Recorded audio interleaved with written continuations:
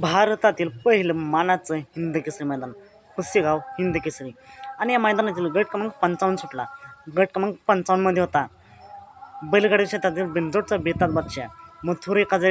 गट क्रमांक 24मध्ये बावऱ्यासोबत गट पास झालायच, पण गट क्रमांक 55मध्ये होता मथुरचा छोटा भाऊ सर्जा 1-1.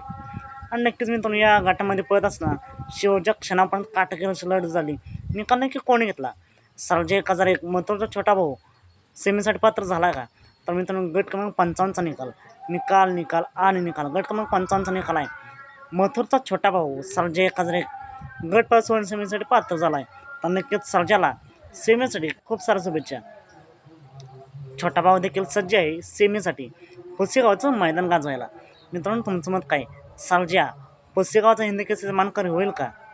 1 नंबर करेल का? कमेंट करून नक्की सांगा. सर्जाला सेमीसाठी खूप साऱ्या शुभेच्छा. चला, मग भेटूया पुन्हा एकदा नवीन अपडेट्स भन्नाट अशा नवीन व्हिडिओमध्ये.